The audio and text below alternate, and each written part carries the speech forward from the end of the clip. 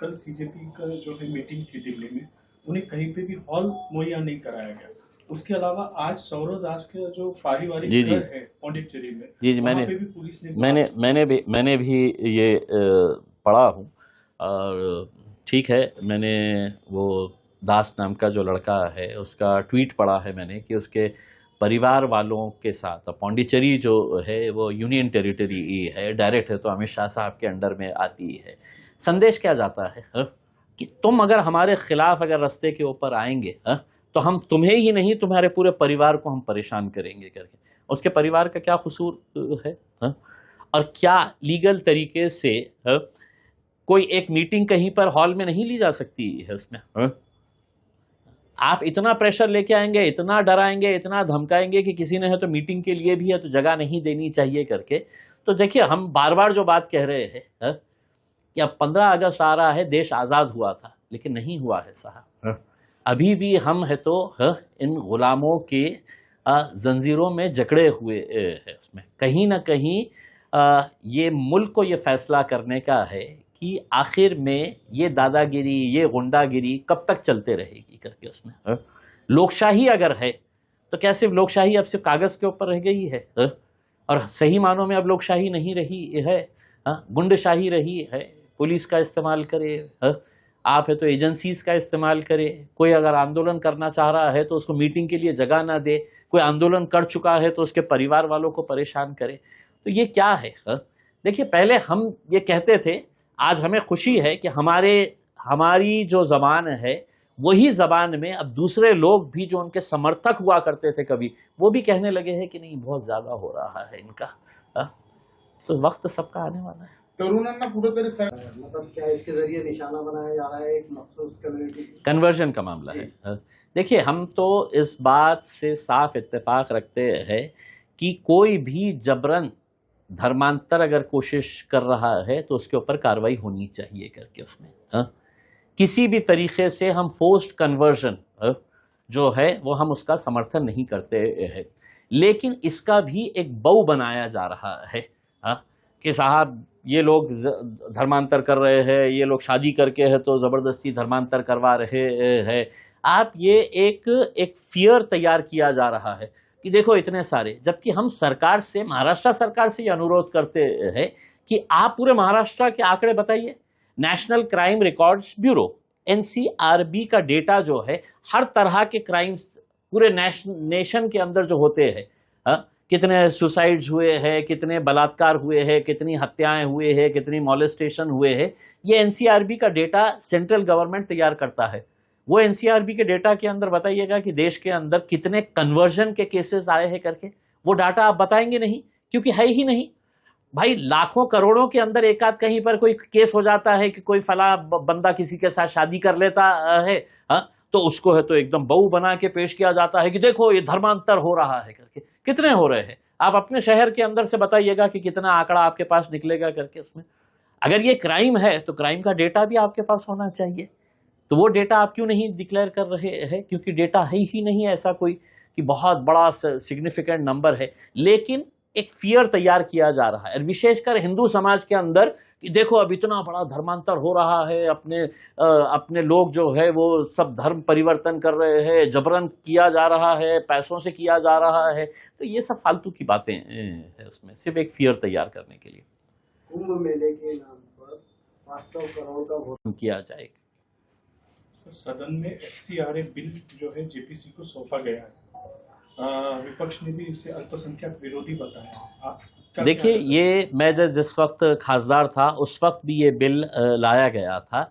ये बिल लाने का मकसद सिर्फ उनका यही है कि जो क्रिश्चियन कम्युनिटी आज इस देश के अंदर काबिल तारीफ काम अगर कोई कर रहे हैं, तो ये कोई है तो ये सत्ता में बैठे हुए ये लोग नहीं कर रहे। स्कूल्स चलाना पूरे हिंदुस्तान के अंदर जो स्कूल चलाए जा रहे हैं वो ये कॉन्वेंट स्कूल्स जो है वो लोग क्रिश्चियन कम्युनिटी चला रही है। अच्छे अच्छे चैरिटेबल हॉस्पिटल जो चलाए जा रहे हैं वो क्रिश्चियन कम्युनिटी चला रही है। मुसलमान जो है वो बहुत सारे ऐसे फंड का इस्तेमाल करते हुए बहुत सारी एक्टिविटीज़ उनके ज़रिए भी की जा रही है। तो कहीं ना कहीं ये सरकार समझती है कि ये जो फंड आ रहा है तो ये क्रिश्चियन लोग इसका है तो धर्मांतर के लिए इस्तेमाल कर रहे हैं करके। और ये बात मैंने खुद ने पार्लियामेंट के अंदर अपने भाषण के अंदर ये कहा था कि आपका ये बिल लाने का मकसद जो है उसका साफ मतलब यही है कि कहीं पे निगाहें, कहीं पे निशाना है आपकी निगाहें क्रिश्चियन कम्युनिटी को आप ये समझ रहे हैं कि ये जो फॉरेन से फंड आ रहा है इसके ज़रिए आप कन्वर्जन कर रहे हैं, धर्मांतर कर रहे हैं करके। तो सरकार ने इसके आंकड़े देना चाहिए था। मैं समझता हूँ ये टोटली अनजस्टिफाइड है। और ये इस तरह के बिल जो लेकर आ रहे हैं वो सिर्फ मेन मुद्दों को भटका कर ऐसे ही मुद्दों को सरकार है तो ऊपर लाना चाह रही है ताकि ये कोई सवाल नहीं करे कि अमित शाह साहब इतने दिनों तक कहाँ गायब रहे हैं करके।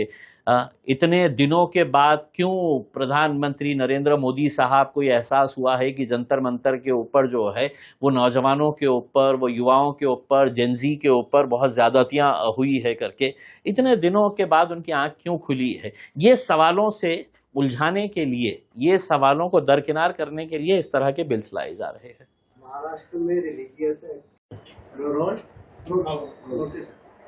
चलिए 15 अगस्त यौम आज़ादी के मौके के ऊपर, स्वतंत्रता दिन के मौके के ऊपर हम लोग हर साल की तरह इस साल भी एक भव्य तिरंगा रैली हम निकालने जा रहे हैं।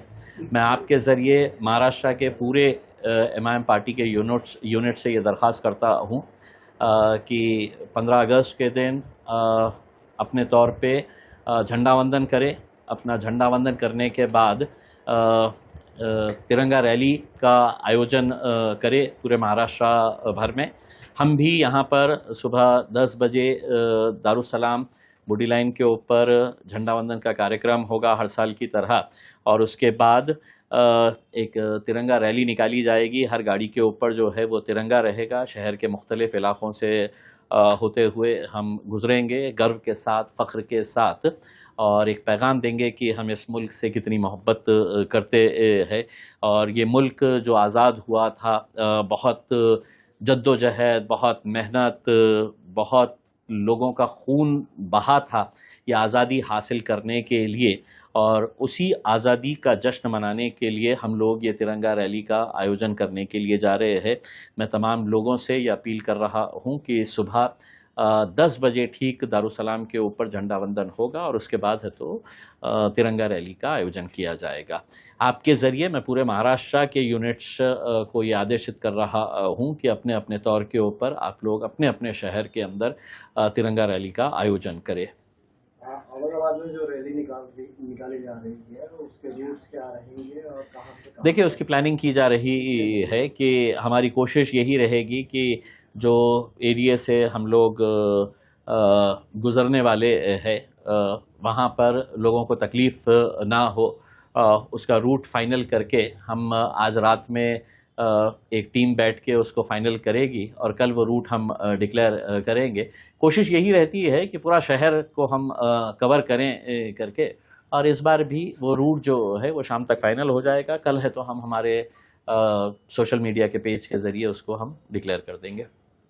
कल जो है सर सीएम भी है जी, काफी सारे नेता हैं, जैसे कि आपका आदर्श का आंदोलन में आपने कहा था कि 15 अगस्त को अगर आपकी डिमांड पूरी नहीं होती तो फिर आप नहीं, मैंने 15 अगस्त का नहीं कहा था, मैंने 17 सितंबर का कहा था। जी कि जब मराठवाड़ा मुक्ति संग्राम दिन होता है, मराठवाड़ा जब आज़ाद हुआ था निज़ाम के चुंगल से, तो वो दिन जो है वो तमाम सरकारी दफ्तरों के ऊपर रोशनाई की जाती है, सीएम साहब आते हैं, भव्य कार्यक्रम होता है।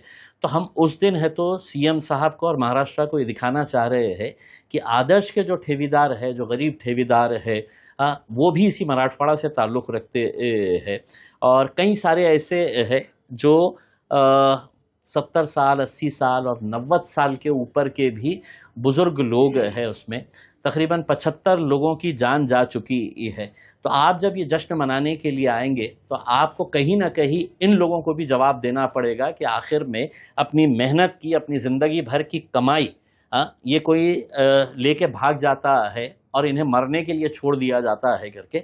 तो 17 सितंबर तक अगर इसके ऊपर कोई सही फ़ैसला नहीं होगा तो फिर हमने कहा है कि देखिएगा फिर हमारा भी आंदोलन कैसा होगा करके कल उसमें। इस सिलसिले में सीएम से कोई नुमाइंदगी होगी? देखिए, हमने सीएम साहब से, हमारे जो पार्टी के विरोधी पक्ष नेता है समीर साजिद साहब, इन्होंने पुलिस डिपार्टमेंट को एक पत्र लिखा है, महानगर पालिका के आयुक्त को, डिविजनल कमिश्नर को एक लेटर लिखकर ये किया है मांग कि विरोधी पक्ष हमारा पूरे 36 कॉरपोरेटर्स जो है वो भी मुख्यमंत्री साहब से मिलना चाहते हैं, क्योंकि आखिर वो हमारे भी मुख्यमंत्री है।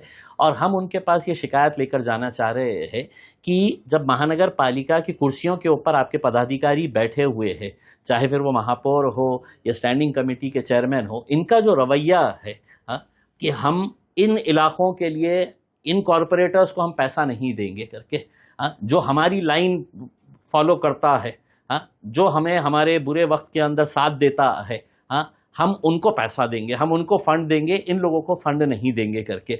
तो हम मुख्यमंत्री साहब से ये कहना चाह रहे हैं कि अगर शहर का विकास करना है तो पूरे शहर का विकास होना चाहिए। आप सिर्फ चंद इलाकों का अगर विकास करने का अगर सोच रहे हैं तो वो ओवरऑल डेवलपमेंट नहीं हो सकता है।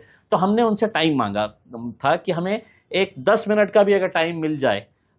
तो पहले उन्होंने कहा था कि हम एयरपोर्ट के ऊपर कोशिश करते हैं। अभी थोड़ी देर पहले पता चला है कि पुलिस डिपार्टमेंट की तरफ से मैसेज आया है कि उनका शेड्यूल बहुत टाइट है।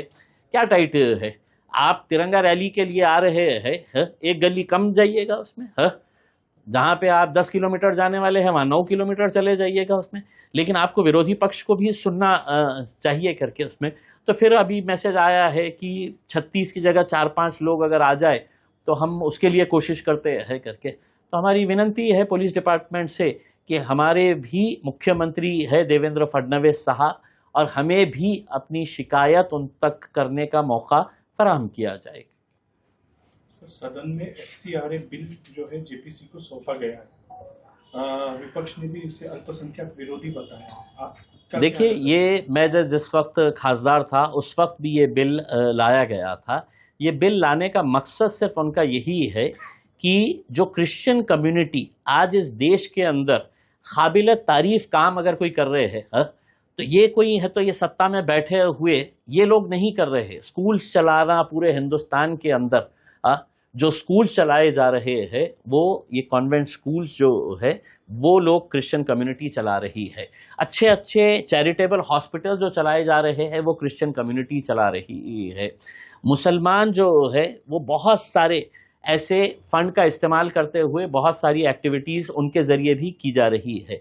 तो कहीं ना कहीं ये सरकार समझती है कि ये जो फंड आ रहा है तो ये क्रिश्चियन लोग इसका है तो धर्मांतर के लिए इस्तेमाल कर रहे हैं करके। और ये बात मैंने खुद ने पार्लियामेंट के अंदर अपने भाषण के अंदर ये कहा था कि आपका ये बिल लाने का मकसद जो है उसका साफ मतलब यही है कि कहीं पे निगाहें कहीं पे निशाना है आपका।